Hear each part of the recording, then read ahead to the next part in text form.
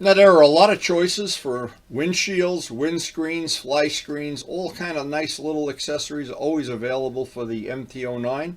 I finally found one on Amazon that I really like, and today I'm going to show how to get it, how to install it, and a couple of tricks, things you might run into along the way. Now today in the shop we have a very straightforward, probably very easy project, let's hope anyway, to mount up the little fly screen windscreen on the MT09. I want to explain first why I want to put that on the bike and what I think it'll accomplish for me personally, what it may accomplish for you too. And we'll go through it step by step by step. I think it's something pretty much anybody could do, but there's always a little quirk and a little twist, and I'll try to share if I learn anything. Now, I made these two carbon fiber parts on a previous video. I just didn't like the way this was so open in the front. I wanted, right in the beginning of getting the bike, I wanted to get a windscreen that I'd like. I found some that were too high for my taste. Some didn't match the styling. I finally found one that I think will work for me. And let me share how I got it and how much it cost. Now, I shopped around on Amazon. I'm an Amazon Prime member, so that was my first choice. And I didn't find really a lot that I liked. But I did find this one, XXUN. I think it's a knockoff of some other one. It's probably pretty similar. But there are a lot of choices.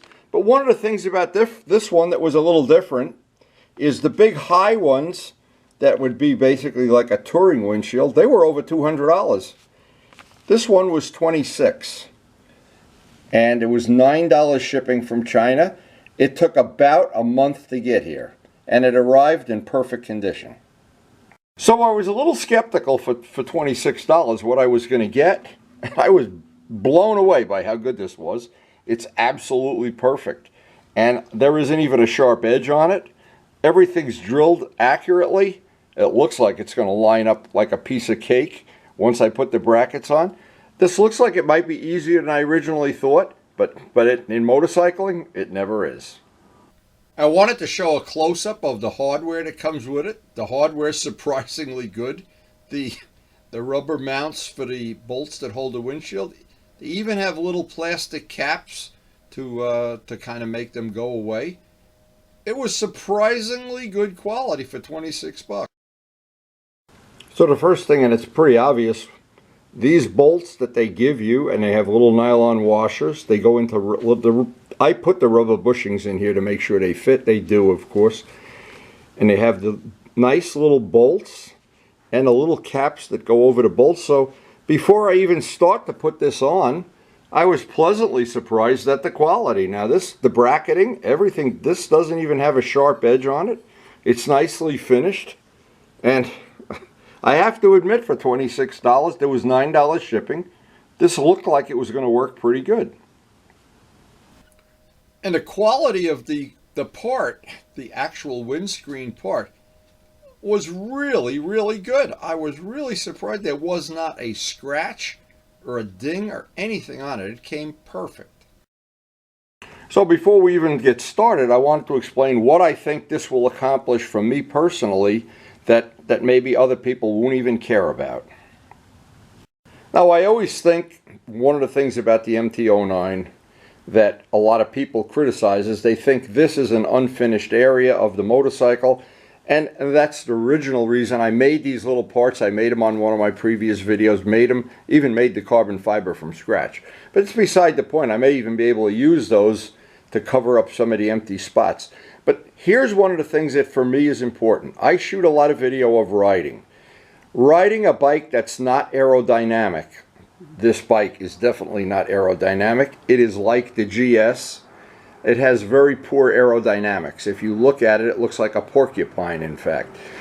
And what happens when you shoot video, even with a GoPro or with a non-GoPro, you pick up a lot of wind noise. Turbo Steve years ago, and thank you Turbo Steve, he figured out that the wind slayer eliminated a big part of that, but of course there's always some still wind noise no matter how you factor this in. So I thought, number one, this will make it more aerodynamic. This makes it less like a porcupine, and that'll clean up the aerodynamics. That probably isn't important to a lot of people, but it'll benefit me when I'm shooting video, and I pretty much shoot video every time I ride a bike. Now, I did extensive testing years ago about it, the aerodynamics of the bike and wind noise, before Turbo Steve came up with the Wind Slayer. And what happened is I convinced myself anyway that the aerodynamic bikes were making less wind noise than the bikes that were not aerodynamic. The bikes that are just naked bikes where there's things jutting out everywhere. So maybe this will clean it up, maybe not. I don't know. Now, I think most people that ride a naked type bike accept the fact the wind is going to blow in your face all the time. Well, in the summer, that's great. But we're coming up on a part of the season where it's really going to be cold pretty soon. And what's going to happen? This is not going to be like a windshield, but it'll be more aerodynamic, and it'll definitely make it better. Probably not by a lot. I think most of this modification is cosmetic, but the little bit that we're doing to make the bike aerodynamic is in our favor for sure. Now, I'm trying not to leave out any useful information. By the way, the Wind Slayer that we're referring to is a genuine GoPro Wind Slayer. It's a rubber sock, a foam sock that goes over the camera to help eliminate wind noise. The knockoff ones that come from China don't work at all. I've found they didn't work for me anyway. It needs to say real, genuine GoPro Wind Slayer, and that's useful information. So what I did, I took some still pictures of the bike before the part was installed, and I want to then, of course, be able to compare it somewhere before and after and see if I like it. Now, it's a pretty straightforward thing. These bolts have to come out, and I replaced these bolts because this is thicker than the part if you didn't have this part on here, and you'd only be catching 1 or 2 threads. So these are one-of-a-kind bolts that I got. I don't remember where. I have plenty of extra bolts. Probably had them in my inventory. But I'm going to see if these are going to have to be replaced. And luckily, I live near a hardware store that has every metric bolt on the planet. A job like this is pretty straightforward, but there's always something else that's involved in it. Some people would bolt a part on and not be concerned with fit and finishing, or if enough threads caught on the bolt. Well, when you put a bolt in, like any replacement bolt, and you put a part underneath it, it means less threads are getting caught. What typically the typical rule of engagement is in a machine shop is to catch 3 full threads. So when I put these bolts in, I knew I was just catching 3 threads. So if I add that bracket, what's going to happen? I'm probably not going to be able to use these bolts. Now, some truth in advertising. I really needed, and a couple of times I've been up at where we hang out with the motorcycles by the Ducati place, and what would happen is somebody would look at this and say, oh, the part looks a little loose with the bolts. And so what had happened was, because I'm not catching 3 full threads, I'm going to replace these bolts. I'm not going to try to reuse them over again. Now this whole part, of course, will come up. I had these parts that I made, and I don't know if I'm going to be able to use these to cover up some of that empty space in there. We're going to see as this evolves. And these are parts I made from scratch. They're not commercial parts you can buy. That I made on a previous video. You put my name in quotation marks and the word carbon fiber after it, and that video will come right to the top. Now this is the 4 bolts that we're going to use to mount the bracket. Now from my bolt supply, and for anybody who doesn't know, if you're not a follower of the channel, we have plenty of bolts here from taking things apart for 60 years. So anyway, my whole point of making this is I do want to have more threads, because I'm going to be shimming this bolt up higher with those carbon fiber parts I made. So the first step on this to remember is this part is a floating part. Once we want to put this in hand tight, but it floats a little bit so we can get a nice final fit on the windshield before we tighten this up. And the whole idea is not to stress the windshield. So when you put the final bolts in, it lines up accurately. You don't bend the bracket over, force the bolt in, and it's rubber mounted, and the bolts shouldn't be overly tightened. And never put Loctite on those bolts, or you never get them out. The rubber washers will just spin, and you'll have to get pliers in there. a lesson I learned the hard way. Just hand tight is fine, but the objective is to get this bracket in, floating in such a way so it gets a nice alignment that when we put the windshield up, these bolts don't go under any stress or crooked. So what I want to do is, using the longer bolts, I just want to do a dry fit and see if these pieces are going to be in the way, not in the way, if this is going to fit or not fit. And I'm not making the bolts anything more than just finger tight. I want them to be loose so that what I can do is move this around and not put any stress on the windshield. And you can see there's a little bit of give in this because some of these parts are rubber mounted. Now, I'm not sure if these are going to work out the way I planned, but they do cover up some of the empty spot that's in there. But now the trick is, and these are hand tight, they're not locked in. The trick is now to carefully get the windshield lined up, get the bolts started. Once you can hold that and it starts squeezing the rubber, the bolt will keep from turning. You won't have to hold your hand back there or anything. But the not to tighten these bolts up and put any stress on that. I won't really super tighten those bolts down until everything lines up and the windshield's installed. Then get in there and final tighten those 4 bolts up. Now what I'm going to try to do is just by hand, just get each one of the bolts in hand tight. I want to make sure everything lines up and I'm not stressing this out. Now one of the things I thought I'd do in the future, I'm not going to do it today of course, because it's a big job, is I would try to make some alternative, and I don't know how this is going to work, some alternative bracketing.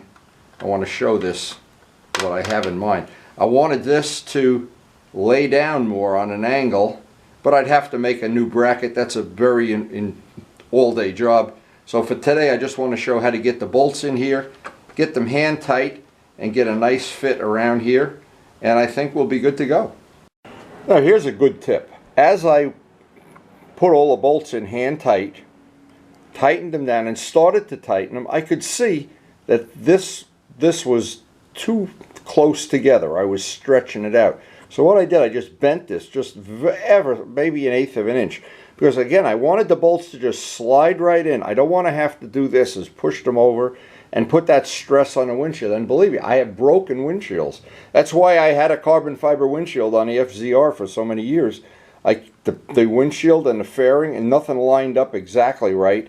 And as soon as the bolts would get tightened or you do a track day, big crack in the windshield. The carbon fiber windshield solved that. And maybe I'll make a carbon fiber windshield for this. I don't know.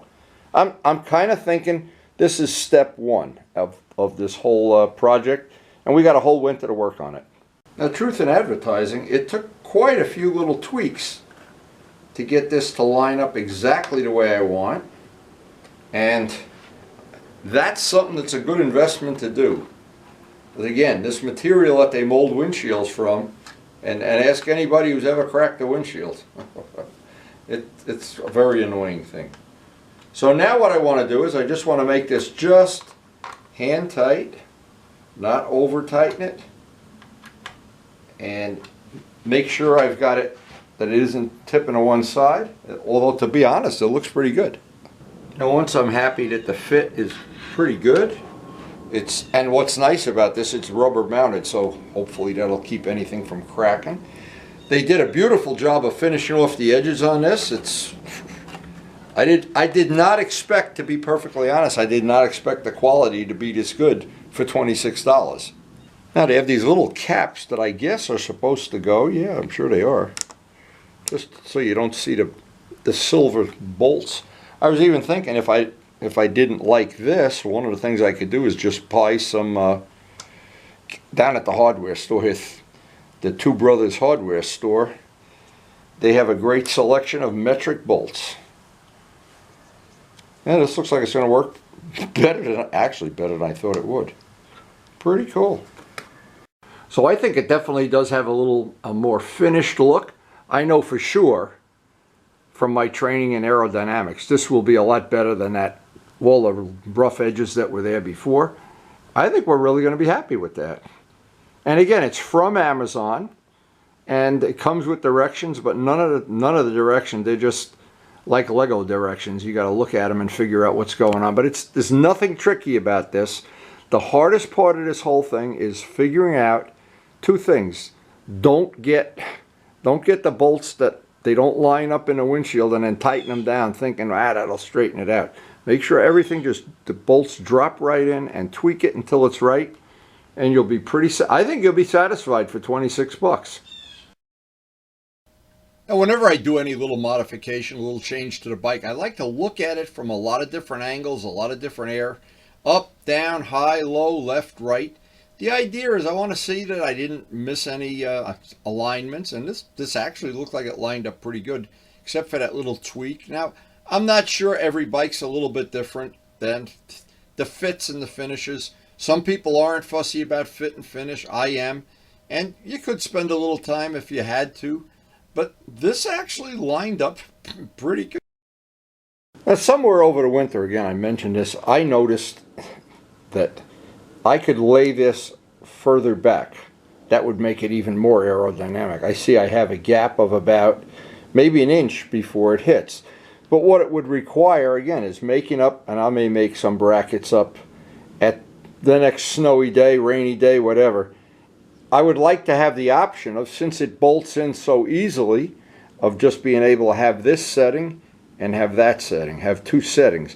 Now, another thing I thought of doing, since these are so inexpensive, it makes me crazy that they have good stuff like this, that I would like to get, I think I may order one this afternoon and get one that I can paint to match the blue, since I have the matching blue bike, and I can have a blue one and a smoke one. I think they make these in clear, but I'm not sure. By the way, I didn't order, I just ordered it. I didn't ask if it's clear or smoke or whatever. But I think that might look nice in blue. I don't know. Since we're eventually going to paint these pieces blue, that would make the headlights stand out. Again, I don't know. But the purpose of this video was to show a couple little tricks you can use to make this installation really good, that you don't have a problem cracking a windshield. I think, and if you do put anything like this in there, this is a one-of-a-kind thing, make sure you get 3 threads on the bolts. And if you do all that, I have a feeling you'll be real happy for 26 bucks. Now, of course, all of these cosmetic related things, they're in the eye of the beholder, that's for sure. But I think it definitely looks better than with the front end open like that. It kind of has the look of a little devilly eyes, like a transformer. But then this is a naked bike. It's not really supposed to have all smooth fairings and everything on, not like an R6. So I thought what I'd do is I'd recap the short history of the MT09. I've had it a little over a year. Karen got it from me as a birthday present. I've done the following things over the course of the year and 10,000 miles. Polished the whole exhaust system. That's on a video. I've polished the wheels. They're going to get painted silver over the winter. This part here probably will get painted blue, more than likely. I've got that, and I still think it's going to look better if I lay it down and make it more aerodynamic. That'll be a separate video. I got 2 carbon fiber parts from Vlad, the fender and the hugger, and thank you Vlad, of course. And in the future, I've got an unlimited set of little tweaks I want to do to the bike, basically because I really think this bike suits my riding needs. And the fact that it gets 50 miles to the gallon and has all these safety features, ABS, traction control and everything, that makes it, when I go out to the garage on a day when the roads are going to be slippery, I tend to think, maybe I'll have traction control today. And I think the little fly screen, windscreen, whatever you want to call it, I think that kind of worked out pretty good. I hope it works out for you if you decide you're going to use one. There are more expensive ones, there are bigger ones, different shapes and sizes. I'd do a little research on whoever you're buying it from.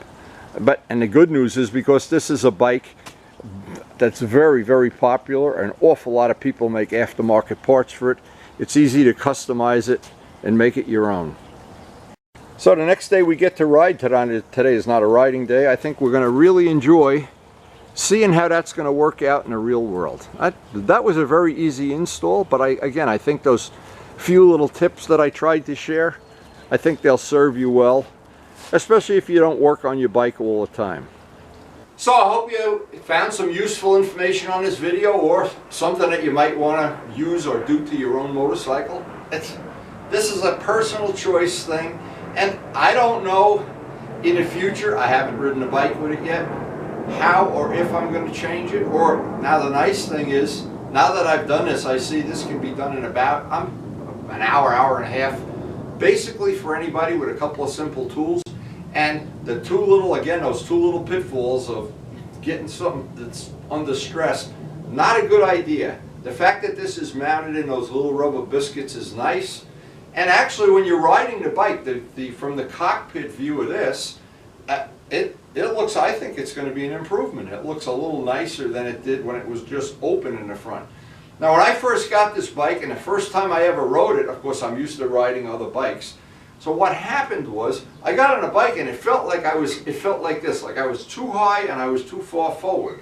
Well, that went away within the first ride. I got rid of that right away. What happens with the bike, this is a unique bike because it's a naked bike. Again, it's a very wide front, a very narrow where your feet go in. So it's a little intimidating the first time you ride the bike. It felt very much like Joe Roselli's MV Agusta Brutale, the big one, the 900 that I rode. It felt like you were too high on a bike and too far forward. Well, what helped me is adjust it to my own ergonomics, of course, playing around with the suspension, and the biggest thing helped me was getting the forks lowered, and that's on one of the previous videos. So now it's a lot more, I can put both feet on the ground when I'm at a traffic light. It just feels a whole lot better to me. I started out in the beginning with all the soft suspension settings, little by little worked my way up into where I was really comfortable with it. And now we're on all the rides that I've been going on, they're on pretty much 90% are on freshly paved roads, so you can even stiffen up the suspension a little more. But anyway, I hope that information was useful, and again, I try to post up something on my channel almost every day. These kind of projects, custom make projects, and whatnot, and maintenance. Of course, when you have old bikes, there's always maintenance. So again, hope you did enjoy the video and picked up some useful information.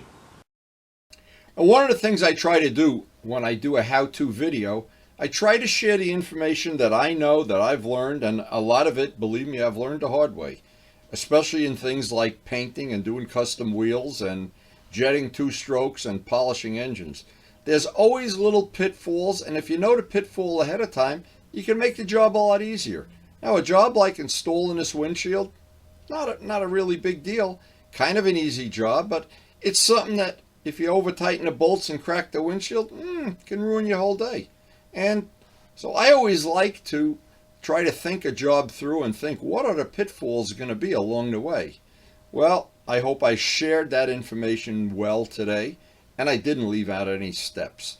Now, I have this small, humble bike collection, one bike from every 10-year period, and I do like riding a variety of bikes, the older ones, the newer ones, and of course the two-stroke.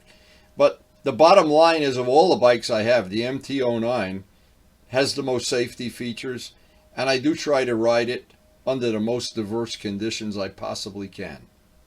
And I do post something up almost every day.